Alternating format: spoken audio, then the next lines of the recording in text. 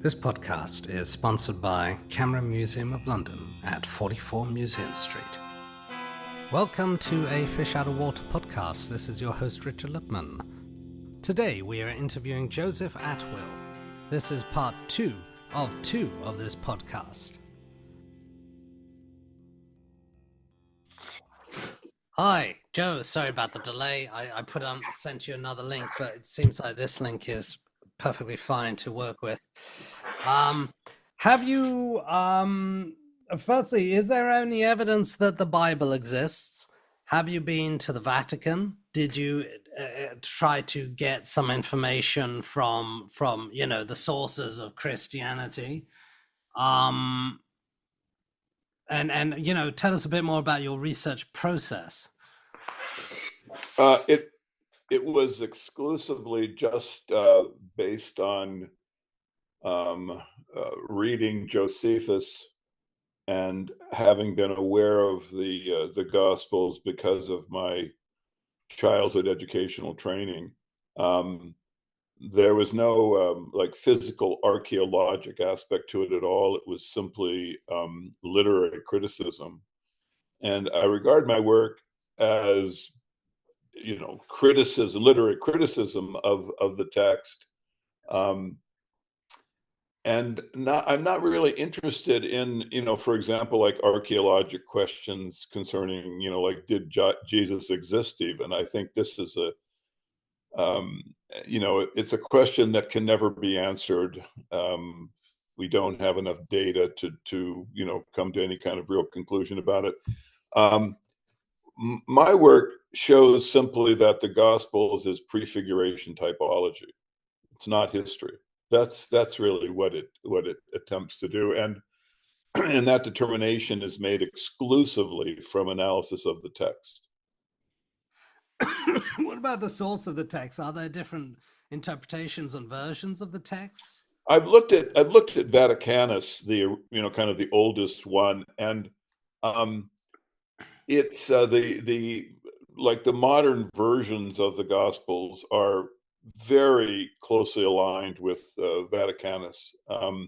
There's actually a few other versions of the Gospels that have come out that they're not completely sure about the lineage of them or where they came from, which have minor differences. And there's of course different versions of Josephus as well. There's like different texts, but in no case have you ever come across any distinct version of either the Gospels or Josephus that would have any impact on my work. In general, all of the texts we have of Josephus and of the Gospels fit perfectly well into my analysis. And since my analysis is based out of the text, it basically it is one of the things that it does is it confirms that the texts were in fact legitimate to start with. The connections that I show were obviously deliberately created. You can argue that someone, later on manipulated Josephus and the Gospels to create this parallelism, but that's very far-fetched. So now it's just literary criticism, but it does point to something that was placed into the Gospels deliberately and is meant to be understood. This is the main thing.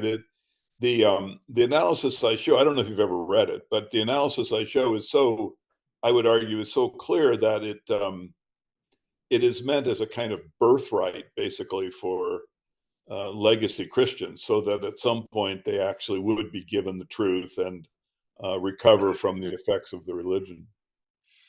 And the Gospel is based on Christ's life and teaching in the first 4 books of the New Testament. Is that correct? You were focusing on those? St. Matthew, St. Mark, St. Luke, St. John. Right. Well, you get into the difference between the synoptics and John. There are different authors and different perspectives that are conveyed in John than the synoptics. My work has to do with the synoptics primarily. though What there is are parts of the Gospel of John's that I also relate to. The thing to remember is that the Gospels are the authorship question of the Gospels, Matthew, Mark, and Luke, and John. Well, the reason that we have those as the authors is simply because they have been named as such. These aren't individuals that have a strong historical provenance. So you asked earlier about, well, who wrote them? Well, you can't really narrow it down to any individual scribe. We don't have that kind of specific information about who was working with the Flavians in their court.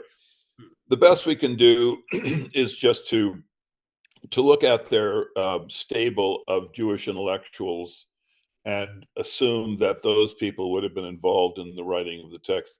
And I would also suggest Pliny the Elder, who was a famous kind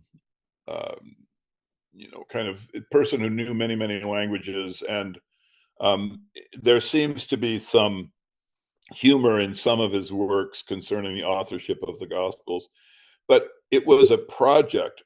There wouldn't have been a single individual writing the Gospel of Mark, or this. You have to go into a very technical kind of way of showing this. But are you familiar with the synoptic problem? Do you know what that is? No, if you could. Well, you see, the three synoptics have parallel passages in them.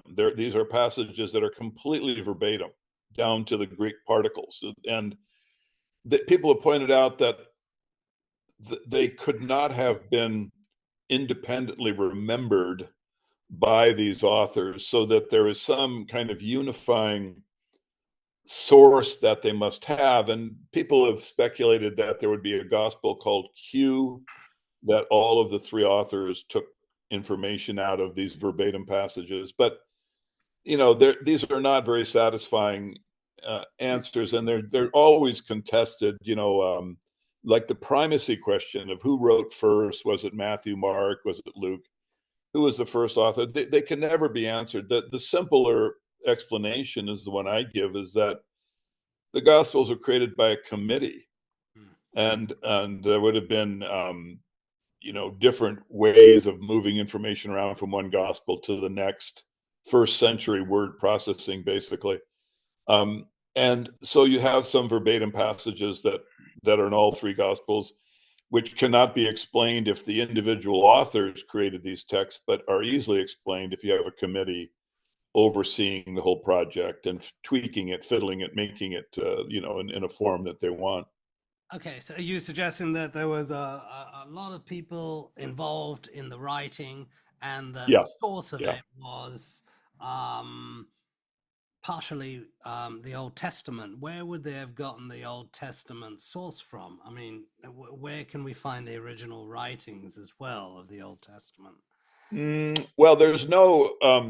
I'm not sure what the earliest version of the Old Testament known is. They have pieces of it, but I don't think it was assembled in any way. Where I would point people to look at the sources would be the Dead Sea Scrolls, because there you have, like, the book of Isaiah is represented, completely, and many of the books in the Old Testament, they will be writing about and create passages.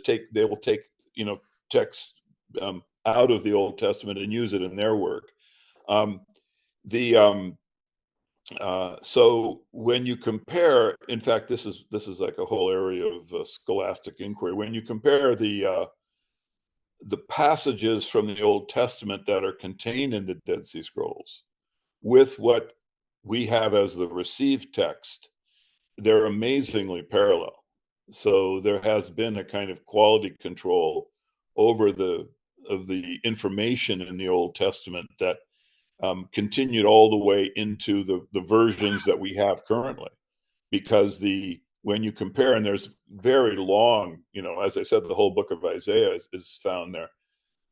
They are actually very spot on. So the Old Testament was known to the court of the Flavian. We also have like the works of Philo. You're familiar with them? He talks a great deal about the Old Testament, and Tell us who that is for the audience. Philo was an intellectual, and he lived in the period just before the Flavians, and he wrote just a great deal about he tried to modernize, I would say, kind of the Greek religion, make it more Hellenized. But he's useful to try to answer your question, because he writes about the Old Testament. So you get to see texts, even though we don't have, I mean, it's not like we have a version of the Torah from the first century that's complete, and you can, compare it to the way that the current version we have. I don't actually know the provenance of the Old Testament. The relationship between like the version you find, say, in the King James and the first century. I think it was actually very useful when the Dead Sea Scrolls were found, because you could date them, into the period just before the first century, and you could compare how precise the language was relative to accuracy of the received text we have, and it showed that the received text we have is seemed to have been the one they used in the first century. Tell me, did the Vatican contact you directly about your quest? No, but I have been contacted by a great number of people who are involved there. They're aware of the work, and obviously will never take a position on it. A lot of actually, I would say, I don't know, maybe a third of the scholars who contact me and have questions are in fact Catholic or Christian scholars. So I don't really, Richard, I don't have a position to them. I'm not someone who is interested in affecting someone's faith. Yes. I look at my work as a way, it's literary criticism, literary analysis, which has as its major purpose showing people that you have to be careful about history. You have to be careful about what people tell you as history. You have to look at it in with the potential that it's propaganda. This is my entire message here. Well, So tell us about your second book, Shakespeare. Shakespeare's Secret Messiah. Well, I show that the Shakespearean literature, again, like the Gospels, is not what we have thought of it as. The actual meaning is typologic. It's a way of mocking the Christian, the typology that I show. You can see in Shakespeare right off the bat that scholars they didn't recognize the connection to the Flavian literature, and it's a little strange that they haven't put more research into this, because if you look at the folio, it has a preface which uses or reverses a whole series of passages from a panegyric, which is a kind of an homage that Pliny the Elder wrote to Titus Flavius, who is the individual that is the Son of Man that Jesus predicts. So when you get to the folio of Shakespeare, they take that panegyric and take the language of it and reverse it, relating the language to Shakespeare. So this is an indication that there is some sort of connection to the Flavians that the folio is producing, and by reversing it, they make it hard to see. You have to be reading it with a very deep kind of understanding to recognize it. So when I was given Titus Andronicus, and I was asked about it because of the name of the character Titus, they were just curious if there was maybe Shakespeare might have had some understanding of it, and they asked me to read it. The first thing I noticed was well, was that the story was relating to the Flavian Caesars. Okay, so this is the first sort of way you can understand the Shakespearean literature. And I knew this because in Titus Andronicus, you have a passage where they're talking to Titus, and they say, "What is your brother doing?" And Titus Andronicus answers, "My brother is in a room alone killing flies." And then he goes on for several passages describing how his brother likes to be alone and kill flies. Now, if you're classically trained, you know that the most kind of known attribute of the brother of Titus Flavius, his brother was Domitian. Domitian liked to be alone in a room and kill flies. It was his hobby. So clearly, the author of the Shakespearean literature is somehow producing a kind of symbolism concerning the Flavian family. And so you'd have to read, I mean, I could do the analysis of Titus Andronicus, but the entire play is structured as a way of reversing the story that's given in the Gospels, where in the story in the Gospels, you have the Jewish noble family is being mocked and made to eat human flesh unwittingly. They're eating at the Last Supper. And this is a long piece of analysis, but in Titus Andronicus, it's reversed, and it's the Gentile noble families that are eating human flesh unwittingly.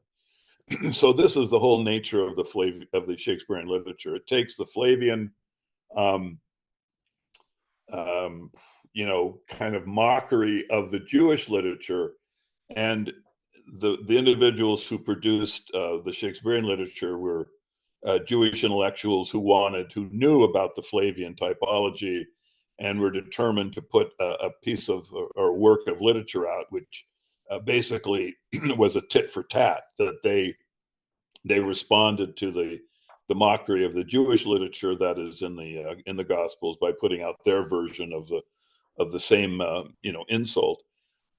When you read Shakespeare's Jewish literature, a couple things pop out. I mean, first of all, the name of the author, Will Shakespeare, you can see that this is actually a kind of punning humor. Will Shakespeare. I mean, this is the martial declaration of the authors of the literature that they haven't been destroyed by Christianity and are still fighting, and their Jesus, this fictional character who's producing literature, is Will Shakespeare. Yeah, like just a lot of mystery clears up immediately when you understand it as Jewish literature. I mean, like for example, Macbeth. You have at the beginning in Macbeth, you have the whole collection of symbols relating to sowing. They talk about the sowing of the soul, and this is sowed, and that. Scholars have wondered, why did the author Shakespeare put sowing metaphors and symbolism into the play? But it's actually, if you know Hebrew, it's not particularly hard to understand, though it hasn't been caught by Shakespearean scholars before, because at the beginning of the play, you have the passage, noble Macbeth, well does he deserve his name. And then it says that he unseamed, which is a sowing concept, his opponent on the battlefield. Noble Macbeth, well does he deserve his name. Well, Macbeth in Hebrew means seamster, you see. So this is the whole humor, that is not understood in the Shakespearean literature until you recognize it as a Jewish response to Christianity. And then I mean, the mysteries of the play sort of disappear. Like Lady Macbeth, she washes her hands trying to get the spot out, but she can't get rid of the spot, right? Well, the humor here is that when Macbeth kills Duncan, he's actually crucifying him. And it's typologically related to the Gospels. And so Lady Macbeth is just it's a comic send-up of Pontius Pilate, who was able to wash his hands of the blood. Well, Lady Macbeth, unlike Pontius Pilate, cannot wash her hands of the blood. The spot won't go away. It's a way of cursing. They're using, the mobility of the, like in Macbeth, the Gentile nobility, and then they're basically creating, cartoons, fictional cartoons in which they're punished. Like Lady Macbeth is punished with insanity, and she can't get the blood off of her hands. And this is, once you see that these are send-ups, Jewish cartoons of the Gospels, then the whole plays will make sense. If it's what I would suggest, if people are curious about this, you can read my analysis of the Tempest. It's online. You don't have to pay anything. You just Google my name, Joseph Atwill, and the Tempest, and you can see that I show that the entire play is actually it's a cartoon of the book of Isaiah. Some of the things that I show have been seen by scholars, but particularly the conclusion, where Ariel is set free and goes off into a land. Well, the land she goes off into is the land that Isaiah represents in Isaiah 50:51, where he's talking about a post-Gentile world, a post-apocalyptic world where there's just the chosen people remaining. And so this is the play, The Tempest. It's they make mockeries of the Flavian Caesar inside the play, and then just bring the book of Isaiah into a kind of cartoon, humorous form, and then conclude by punishing the Gentiles in a way. That play is very important, incidentally, because it has the expression "Brave New World," and one of the reasons I put the Tempest play out is so people can actually understand the real meaning of the expression "Brave New World." What is the Brave New World? What is the Brave New World? It's the Brave New World is the post-apocalyptic world of Isaiah, where there are owls and desolation, but the chosen people are still alive, and they're going to basically have the world now, and with them and having domination over it. So the Brave New World is in the play The Tempest is a post-Christian world. I mean, really, what you're looking at is post-Christianity. That was the goal and hope, for the people who put out the Shakespearean literature could not represent themselves as Jews. They had to, it was against British law at the time, so they had to keep their faith hidden and secret. And if they were found, worshiping their faith or their religion, they would be killed. So the literature is a kind of it's a way of expressing their hatred and their determination to bring Christianity to an end. And so the play The Tempest talks about the Brave New World, and this is really what they're talking about. What's the connection with, with Emilia Bassano? Yeah, Emilia Bassano, yeah. You think she wrote Shakespeare's plays? Yeah, she's really the only person that, oddly enough, I mean, when I determined she was the author, it was kind of strange that she hadn't been considered before, because if you do a kind of her attribute chart, she's the only one who could have written a literature. I mean, she was a language teacher, so she had fluency in French, Italian. She was from a Jewish family, so she was able to do Hebrew puns like Macbeth. She was the first woman to have ever actually copyrighted a literary work. She Salve Deus Rex Juordum, Hail God, King of the Jews. That was the first copyrighted, piece of literature by a woman in the English language. And so she had she was the mistress of Henry Hudson, who was the owner of the Globe. And so she was able to get her plays, produced. There's a scholar named John Hudson. I showed my work to him and suggested he write a book about Amelia, and he did. And he puts, like I have the idea that if you just listed her attributes, you could see that there's no one else that was writing in iambic. And moreover, I mean, if you look at Solve Deus, you can see that she actually had a very good, obviously, complete control over the Shakespearean kind of wit, and people make suggestions like, oh, I don't know, there's various, I mean, they're just preposterous because they have examples of their writing. So if you look at Bacon, for example, as a possible candidate, they have examples of his writing. It is so ponderous, it is so lacking in the light touch that the Shakespearean author has, that it doesn't make any sense to me. But if you read Amelia's work, what she wrote under her own name, that light touch, that comic genius, to use an expression, very, very delicate use of language. It's just obvious. It's in her work. So it wasn't hard for me to determine that she had done the work. Moreover, she actually has like puns that run back and forth. She has a whole system of puns on the word will in Solve Deus, which are very much like the puns on will found in the sonnet. She has expressions in her work like all the world's a stage, So she was only overlooked because she was a woman, frankly. If she had been a man, I think she would have been recognized as the Shakespearean author long ago.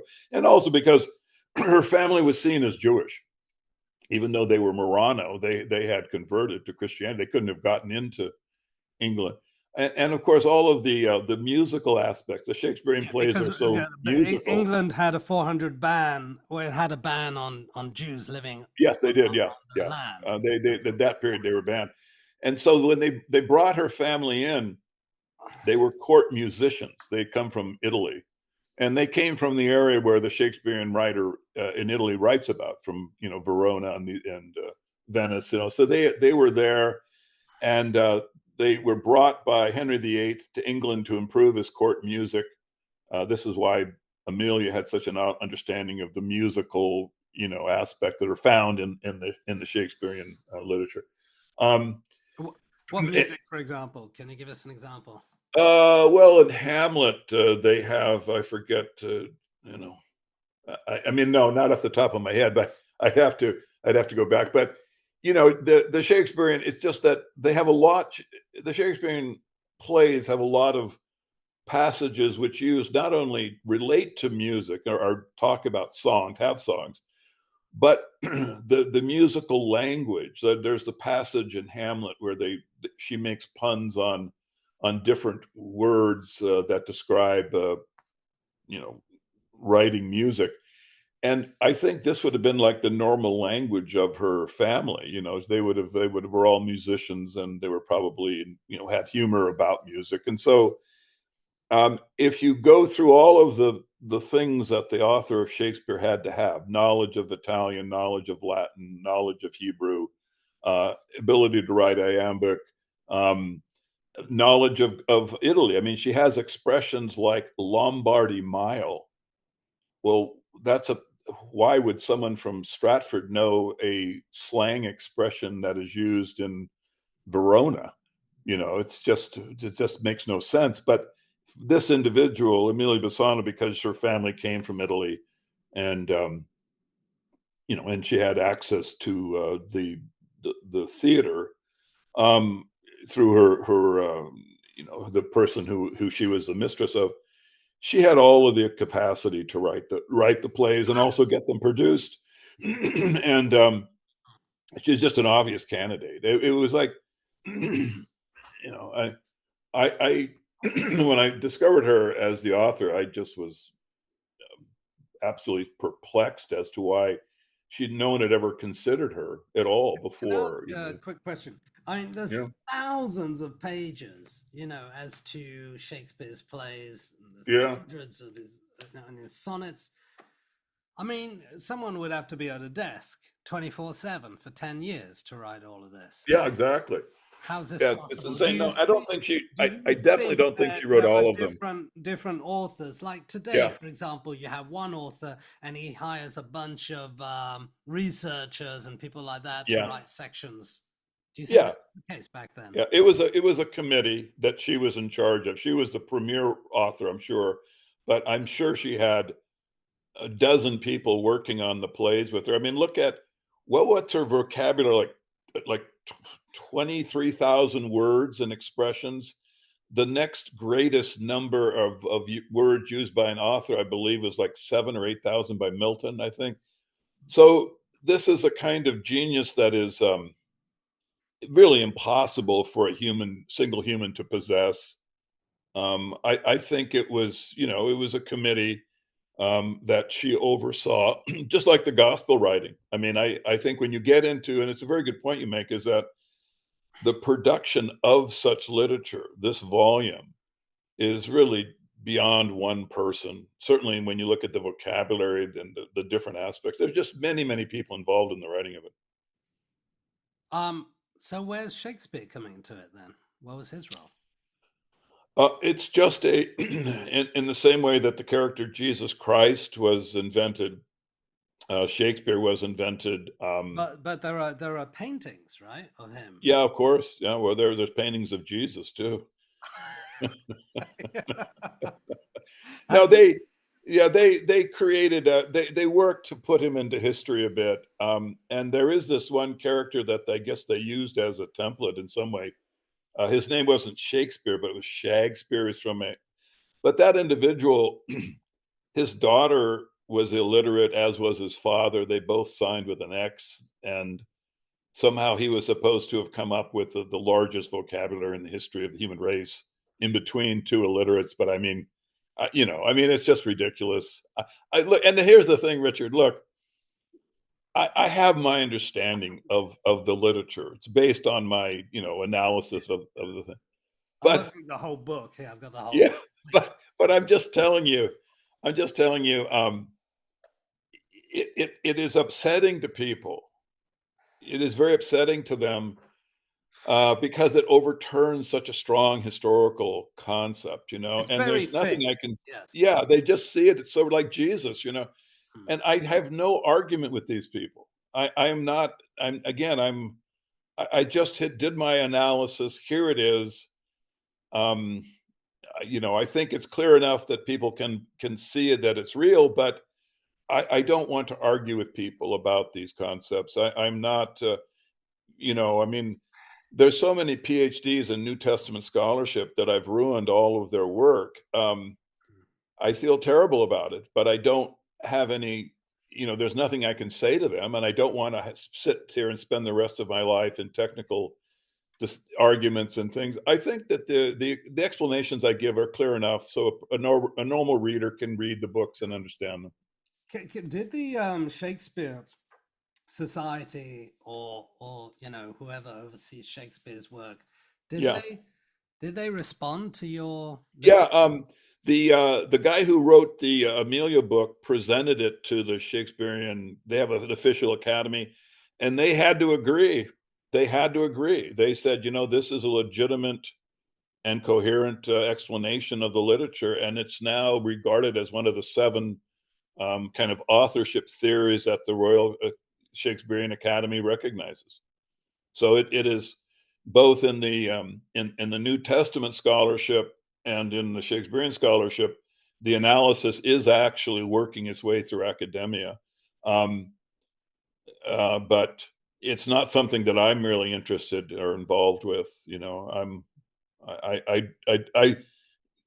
I hate to say it, but I don't have a lot of respect for the academics. I mean, they don't have a lot of respect for me, but I just feel that they're in kind of a closed off and world without a lot of new ideas. The Shakespearean academics for so long have had particular understanding of the literature. When I show that you didn't understand it at all, that the meaning of the plays is not what you believed it was, and that the purpose of the plays is not what you believe. It just is devastating. They don't want to see this. They spent 30 years, trying to produce other understandings of it. And the New Testament scholars are even worse, and so many of them, bear in mind, many of the New Testament scholars are actually Christians of faith, right? They believe in Jesus in a religious way. Well, how can I interact with them? What do I what do I have to say? I put out my analysis. I stand by it. I think it will ultimately, in both Shakespeare and the Gospels, it will be the most widely recognized explanation for the text. But that's just my conjecture. I just think that will happen, but it'll occur over a very long period of time. Joe, if you were to see, Shakespeare's Messiah and Caesar's Messiah, in a drama format or documentary, what would it look like? Well, they made a documentary out of Caesar's Messiah, and it's been very amazingly popular. It's online. People can look at it. I think it's like 10 million people have seen it. So it has been seen by a lot of people. The Shakespearean, my book has been optioned by movie makers, and I have no idea how they're going to put it into a drama. I'll tell you, Richard, I think you could do dramas perhaps out of my books, but the documentary we made on Caesar's Messiah, I don't think was not very satisfying to me, because it didn't really go into the technical detail I think you need to do to give a good explanation for the public to understand what I'm actually saying. It kind of glossed over it. But the problem is that if you do a real explanation of my analysis, it's so technical and it's so boring that I just can't imagine someone sitting through the whole thing. I mean, for people who are curious, I mean, the books are available, for heaven's sakes, just read them. If I had it to do over again, I'm not even sure I would do a documentary on Caesar's Messiah. It's become far too popular. It's become something that people, because here's my point. The analysis that they're able to do in a documentary of the literature is not very precise, right? So I'm not sure it's actually a good understanding of the work. It gives an understanding of the general historical aspects of the theory, of what it would be like if the Romans had invented Jesus and what was going on at the time. So those things are useful for the public, but I honestly don't recommend my books to many people. There's very few people I think would have a beneficial effect from them. Were you involved? Were you involved? Yeah, sorry, I'll let you continue. It's just I really want people to recognize that you have to be very, very careful about history. History is a very, very powerful tool of the oligarchs. And this is what my point is that we must be very careful when we're told this occurred and it has this political meaning. And because of that, we have to behave in a certain way or give allegiance to a certain political power. The oligarchs are very good at manipulating history. That's my main point. Check that. Sometimes that information is not readily available. There's not. Yeah. It's the truth. Yeah. Well, that's right. So then all you have is the Socratic method. I mean, what can humans do? We have to really become better at kind of looking at logic and of trying of analyzing facts as potentially being artificially created. I mean, we really need to do this, Richard, because I'm telling you, the oligarchs are going to be able to use artificial intelligence to manipulate us like an ant farm if we're not careful. So I'm very concerned about that and hope that people become more skeptical. Thank you. And I'll be in contact. Thanks for your time. All right, buddy. This podcast is sponsored by Camera Museum of London at 44 Museum Street. Thank you for listening to a Fish Out of Water podcast. This is your host, Richard Lipman. Should you have any comments, questions, or suggestions, please get in touch.